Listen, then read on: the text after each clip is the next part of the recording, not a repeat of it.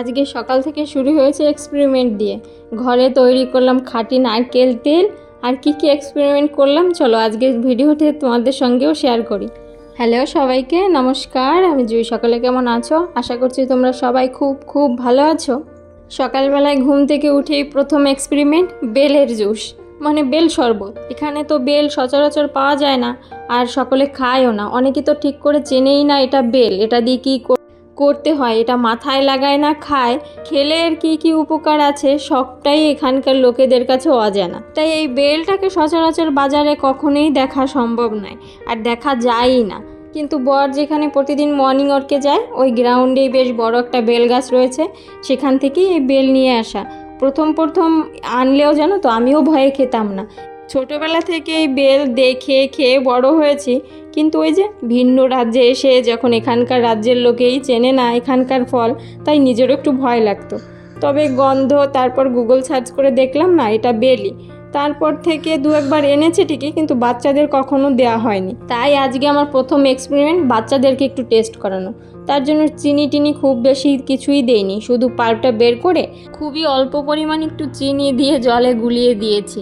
জীবনে প্রথমবার বেলের শরবত বেশ একটা উৎসাহ নিয়েই হাতে তুলেছিল, কিন্তু রাখাটা দেখে বুঝতে পেরেছো ওর কতটা পছন্দ হয়েছে। আর তখন থেকে মেয়ে বেশ হাসি মুখে আমাকে ঠেলছে যে কতক্ষণে ওর মুখে দেব, কিন্তু ওর মুখে একবার দিতে তারপর 2-3 বার আমাকে বেশ ফোর্স করেই মুখে দেওয়াতে দেখো মুখের হাসিটাই ওর উড়ে গেছে। মনে হয় না দ্বিতীয়বার এদেরকে আর আমি কোনো জোর জবরদস্তি করে বেলের শরবতটা খাওয়াতে পারবো। বাকি যতটুকু পাল ফ্রিজে রেখেছি সেটা বোধহয় আমার একারই খেতে হবে।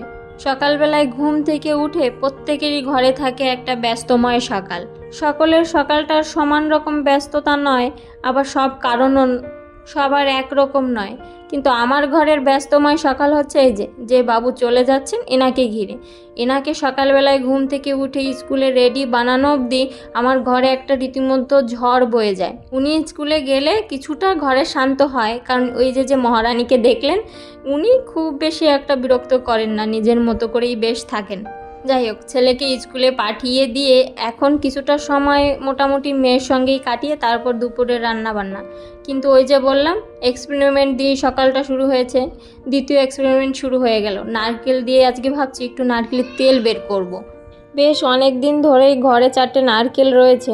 নারকেলের কোনো রেসিপি করলে করাই যেত, কিন্তু ইচ্ছে করেই করলাম না, কারণ গরমটা ভীষণ পড়েছে। আর ওই যে পুটুলিটাকে দেখলে না, ও ভীষণ রকম নারকেল খেতে পছন্দ করে। আর এই গরমে বাচ্চার জন্য নারকেল কতটা ক্ষতি সেটা তো আর বলার অপেক্ষায় রাখে না। তবে ছেলেটা নারকেল খুব বেশি একটা ভালো পছন্দ করে না। ওই মেয়েটা পছন্দ করে, আর ওকে সামনে রেখে না সেই জিনিসটা খাওয়াও যায় না আর ওকে দেওয়াও যায় না। তার জন্য আর আজকে এই নারকেলের দিয়ে কোনো রেসিপি না করে ভাবলাম একটু নারকেলের তেলটাই বের করে ফেলি। তবে এখানে জানো তো আমার ওই ঘরের পাশেই রয়েছে নারকেল তেল ভাঙানোর মিল। সেখানে গেলে এই নারকেলগুলো যদি শুকিয়ে নিয়ে যাওয়া যায়, তাহলে ওনরাই নারকেলের বদলে বেশ একটা মাপ নিয়ে পরিমাণ মতো নারকেল তেল নিতে চাইলে তেল দেয়, যদি টাকা নিতে চায় তাহলে টাকা দেয়। আর যদি নারকেল না থাকে তাহলে এমনি নারকেল তেলও ওনরা সবসময় বিক্রি করে। আমরা ওখান থেকেই, আমি নারকেলের যে তেলটা ইউজ হয় আমার মাথায়, বাচ্চাদের মাথায়, সেটা ওখান থেকেই কিনে আনি। একদম পুরো খাঁটি নারকেল তেল, কোনো রকম কোনো ভেজাল নেই। কিন্তু আর এই 4টে নারকেল শুকিয়ে কতটুকু বা নারকেল হবে বলো? আর এখন যা কাঠবিড়ালির উপদ্রব বেড়েছে না, নারকেলগুলো শুকোতে গেলে কাঠবিড়ালি পুরোটাই খেয়ে নেবে। যদিও মাঝে মাঝে এখন আর নারকেলগুলো আগে শুকাতাম, এখন আর শুকাই না, ওদেরকেই খেতে দিই। তেল বের করার প্রসেসিংয়ের পাশাপাশি দুপুরে রান্নাটা কী হবে সেটাও জানো তো ডিসাইড করে নিয়েছি। আজকে হবে হাঁসের ডিমের লাল ঝোল, আর বাচ্চাদের জন্য একটু ডাল। নারকেলের তেল বের করার জন্য তো আমি নারকেলটাকে প্রথমে ভালো করে পরিষ্কার করে তারপর নারকেলের দুধটা একদম মিক্সিতে ঘুরিয়ে বের করে নিয়েছি। এবার কিছুক্ষণ জাল দেব পুরো হাই ফ্লেমে। তারপরে এই দেখো এরকম বুদবুদি যখন উঠবে তখন একটু মিডিয়াম করে দেব, যাতে তলে না লেগে যায়। আর মাঝে মাঝে নাড়তে হবে। ওইদিকে নারকেলের তেলটা বের করার জন্য জাল হতে থাক, আমি এইদিকে মেশিনে যে জামা কাপড়গুলো সকালে দিয়েছিলাম সেগুলো মেলে দিই। বাচ্চাদের জামা কাপড় প্রতিদিনই একটু তুলনামূলক বেশিই পরে, আর প্রতিদিনই আমার ওই মেশিনে জামা কাপড় দিতে হয়, কারণ ওরা একটু জামা কাপড়টা বেশি নোংরা করে। এই ছোট ছোট জামা কাপড়গুলো ওই উপরে যদি ছাদে মেলি না, তাহলে ওই একটাও দড়িতে থাকে না, দুটো করে ক্লিপ মারলে অনেক সময় খুলে যায়। আর এই রোদ্রে দুটো করে ক্লিপ মেরে এতগুলো জামা কাপড় মেলাও আমার পক্ষে সম্ভব নয়। আর এটাকে দেখো, মুচকি মুচকি হাসি দিয়ে বোঝাই যাচ্ছে কিছু একটা ঘটিয়েছে, তার জন্যই এত সুন্দর করে হাসি দিচ্ছে। ওই ছোটোটাকে নিচে রেখে চলে এলাম উপরে যে বড় বড় জামা কাপড়গুলো পরেছে সেগুলো মেলতে। আর ছোট ছোট জামা কাপড়গুলো বাচ্চাদের ওইগুলো নিচ দিয়েই মেলে দিয়েছি। তবে এই জামা কাপড়গুলো বেশিক্ষণ এখানে রাখা লাগবে না, কারণ রোদের যা প্রচণ্ড তাপ, উপরে আসার সঙ্গে সঙ্গে এই রোদের তাপে মাথা টাথা ঘুরাচ্ছিল। ফটাফট করে উপরে জামা কাপড়গুলো তো মেলে দিয়েছি, তবে বাতাসটা বেশ আছে। আর এই দেখো, এই ডগাগুলো কিছুদিন আগেই ভেঙে দিয়ে গিয়েছিলাম, আজ উপরে এসে দেখছি বেশ ভালো ফুল ফুটেছে আর গন্ধটাও বেশ ভালো বেরিয়েছে। চলো, বেশিক্ষণ এখানে আর দাঁড়িয়ে থেকে লাভ নেই। বাতাসটা বেশ আছে, তবে প্রচণ্ড গরম। আজকালকার ওয়েদারটা না খুব বেশি একটা বোঝা যাচ্ছে না, গরম তো এক শিকিও কমছে না। তবে থেকে থেকে জানো তো, মেঘে এত পরিমাণে অন্ধকার হয়ে যাচ্ছে, মনে হচ্ছে যে এই বুঝি কাল বৈশাখী শুরু হবে। তবে তার কিছুক্ষণ পরেই আবার রোদ। বৃষ্টি নেই, ঝড় বাতাস কিছুই নেই, তবে মেঘ আর প্রচণ্ড গরম। আর মনে হচ্ছে জানো তো, একটু বৃষ্টি হলেই হয়তো বাঁচবো। মানে এত গরম আর নেওয়া যাচ্ছে না এখনই।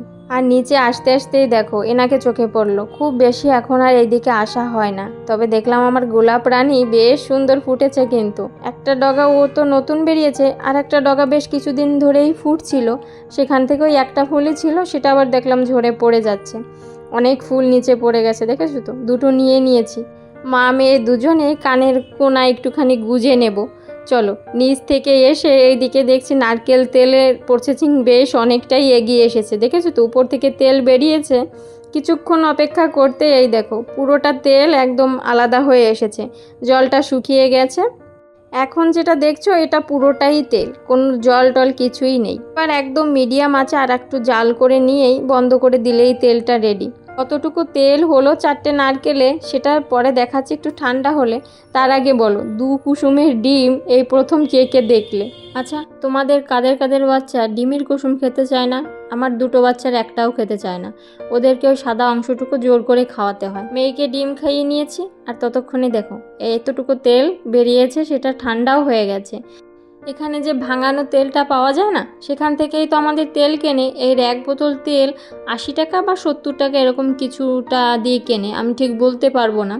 তবে ওই বোতলেই জানো তো, আমি একটু তেলটা ঢেলে নিচ্ছি, যে কতটুকু হয়েছে সেটা ঠিক করে বোঝা যাবে। দেখো ওই বোতলেরই কতটা ভরেছে। তো আর 4টে নারকেলে কিন্তু বেশ অনেকটা তেলই বেরিয়েছে, একদম খাঁটি ঘরের নারকেল তেল। আর এই তেলের জানো তো গন্ধটাও বেশ ভালো হয়। মেয়েকে স্নান করিয়ে এবার দুপুরে রান্না করতে যাব। তার আগে ভাবছি নাকি একটু ঘুম পাড়াবো, কিন্তু ইনার চোখে তো ঘুম নেই, বরঞ্চ একটা বই নিয়ে পড়তে বসেছে। আর ওনার পাশে বসে আমাকে ওনার পড়া দেখতে হবে আর আমাকে বলতে হবে এটা কি ওটা কি, আর উনি ওগুলোতে বেশ এনজয় করে। কিন্তু যতই বলছি এবার তুই একটু ঘুমো, উনি ততই মুচকি মুচকি হাসি দিয়ে উনি আমার মনটা ভোলানোর চেষ্টা করছে। ছোটোবেলা থেকেই ওই দাদাকে দেখছে পড়াশোনা করতে একটা টাইম মতো, সেখান থেকে দেখছি ওরও বেশ একটা ভালো বইয়ের প্রতি ভালো লাগা শুরু হয়েছে। কারণ যখনই আমি ছেলেকে নিয়ে পড়তে বসাই, ওকেও ঠিক সেম জিনিস দিয়ে ওকে পড়াতে হবে। ওর দাদাকে যেভাবে আমি পড়াবো, ওকেও ঠিক সেইভাবেই আমাকে পড়াতে হয়। এক জায়গায় পড়তে পড়তে মন ভরছে না, তাই একটু নিজের মতো করেও বসেছে।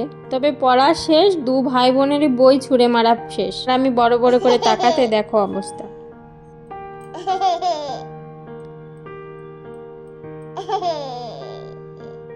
দিনের বাকি অংশটা এর পরের ভিডিওতে দেখাবো। আজ তবে এখানেই রাখি, সবাই ভালো থেকো।